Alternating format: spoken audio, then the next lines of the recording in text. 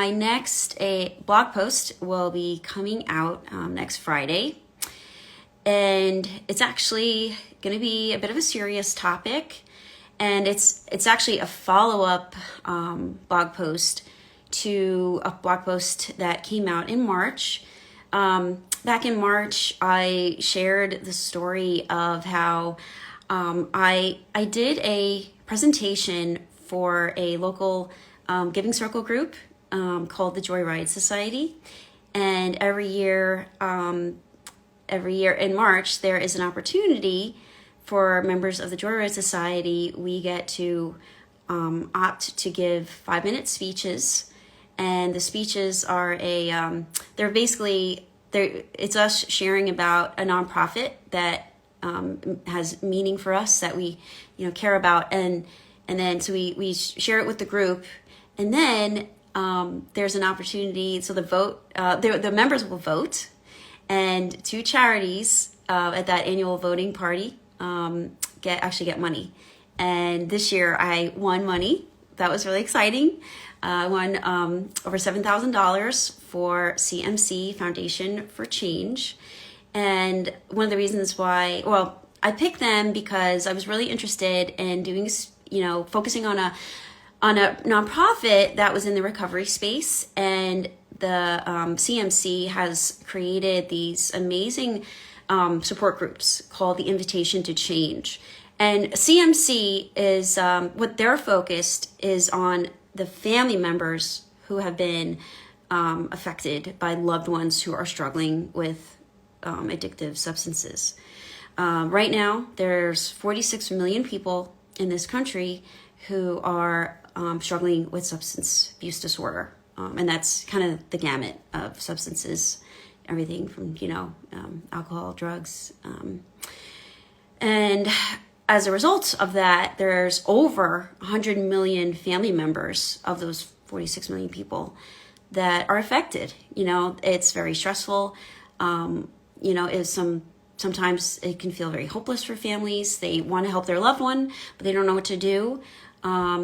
It's what I love about the Invitation to Change groups that CMC has created is it's a support group, but it's actually more than a support group, because you learn effective skills. Some of the skills include positive communication, self-awareness, self-care. You learn about what ambivalence is. You learn more about what it's like to be addicted to substances in general. This way they can kind of understand their loved one. And it, what's amazing is it helps the families who are watching their loved one, suffer. But as a result, it's not only, it helps the families, but because it helps the families create a supportive environment that uses things like positive communication, it actually has a direct impact on the person who's struggling with substances. And it creates a path for them to get help. And it is a complete departure from the old school model of the, tough love, rock bottom, that old way of thinking. It's, I'm sorry, the research is out, and that is proven to be just not an effective way to handle things.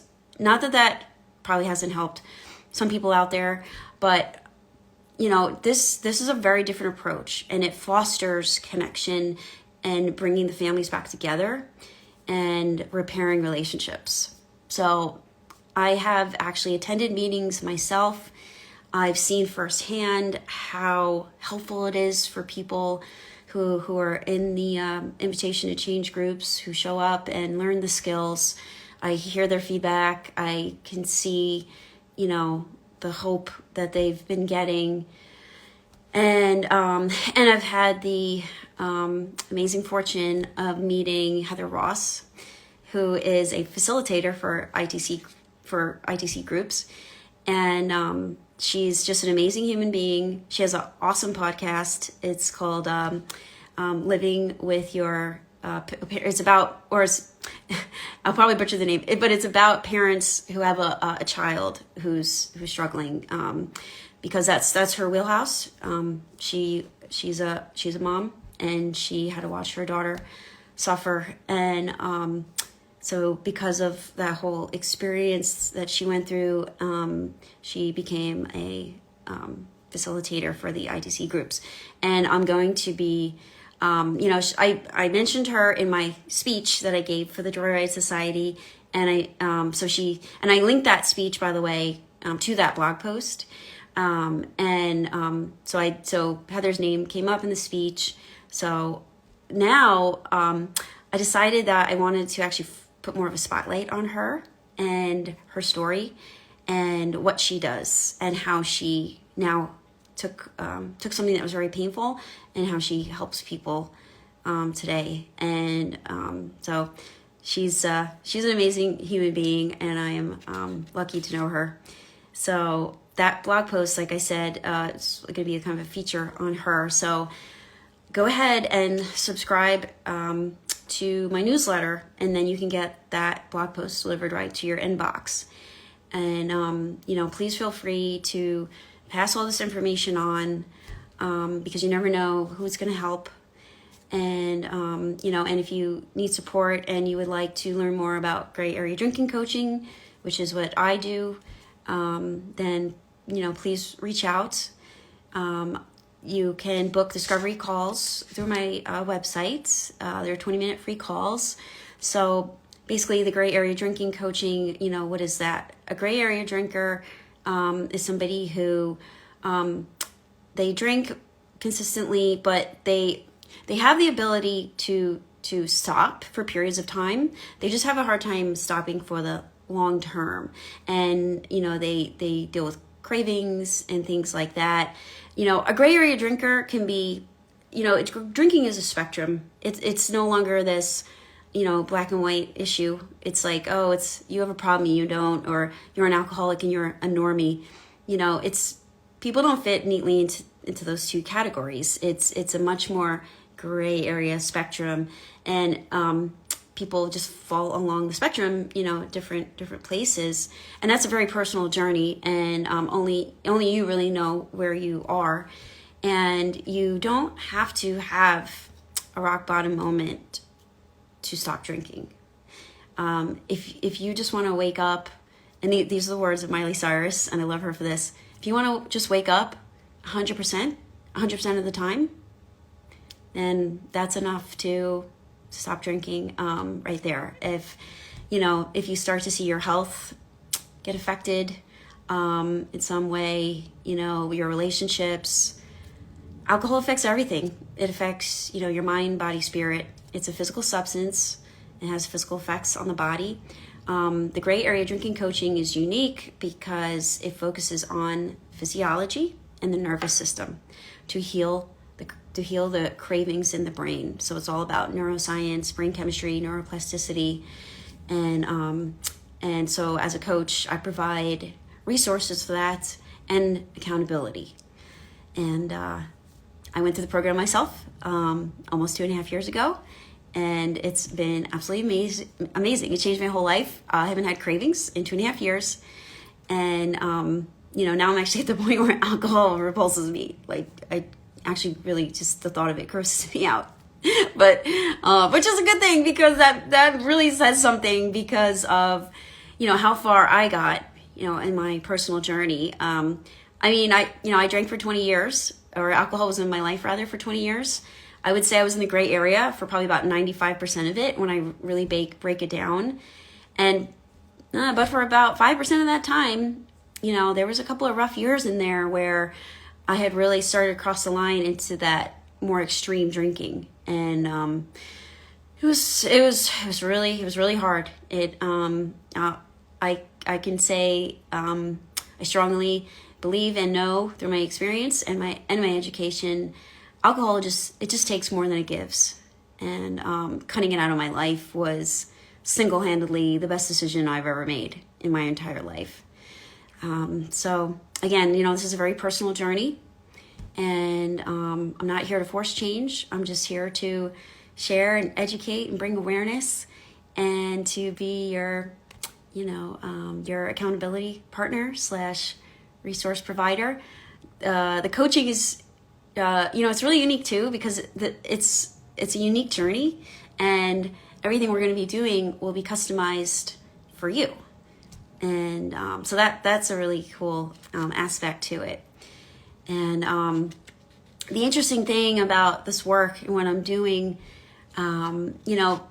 exploring all these different areas of recovery, like finding CMC and the invitation to change groups, it's really been such an educational experience. My husband went through a lot, when I was having a hard time with drinking, and he felt very alone. He felt, like he didn't know what to do sometimes.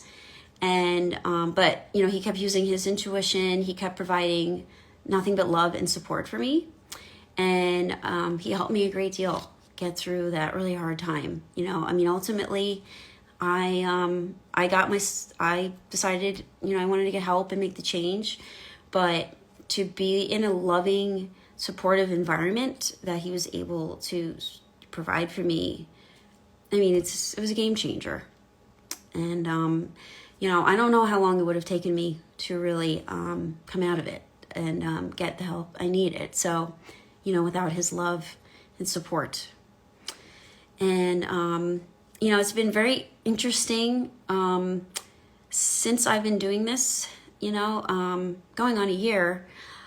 I've gotten actually a lot of calls from people who are actually, they don't, they just hear I'm a drinking coach, and so they don't really know exactly what that means, which is okay.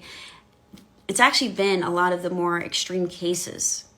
And as a coach, I can't coach people in that extreme category. If you can't stop drinking, if you need a medical detox, if you need more of a clinical, if you need to go more of a medical clinical route, that is outside of my scope. But I think the reason why I keep getting these phone calls from these families who are desperate, who have a loved one who is really extreme, like DUIs, domestic violence, restraining orders, losing custody of their kids, things like that. These are the kinds of things that, the kinds of consequences that their loved ones are struggling with. And but yeah, I think it's synchronicity. I think because I had experience with that in my life, that's my theory is why I've been getting those kinds of calls, and they're heartbreaking. They're absolutely heartbreaking when I get those calls. But I'm just so glad that I have these, new resources. Craft is another great resource. That also involves the families. One thing that I learned from CMC, and it's such a good reminder. Families they're the biggest untapped resource in the addiction world. They just are. So cutting off the family, it's just, it's just not been a good thing. And so bringing in the family, getting the family educated on how they can help, it's crucial. And it's been a game changer for a lot of people, and it's helped a lot of people and saved a lot of lives.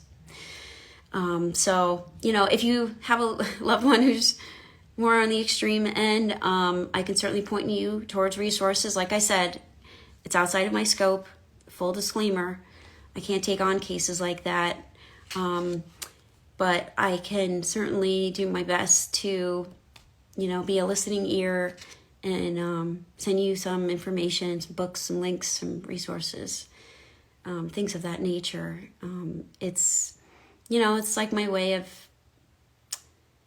thanking the universe, I guess, for looking at where I was and looking at where I came, where I'm at now, and I'm just so grateful, because I went through a really dark place, and my health was affected, my relationships were affected. I was really, really worrying my family tremendously, and so it's I feel like it's only it's only not only right, it's kind of an honor and a privilege now to share what I'm doing and provide help to people in any way, that I can. Okay, so on that note, happy Friday, everybody. It's Friday evening here in Arizona. And again, I just wanted to touch base, and thanks so much for listening. And as always, this is a non-judgmental zone, and I'm rooting for you. And if you need anything, please reach out. Okay, thanks.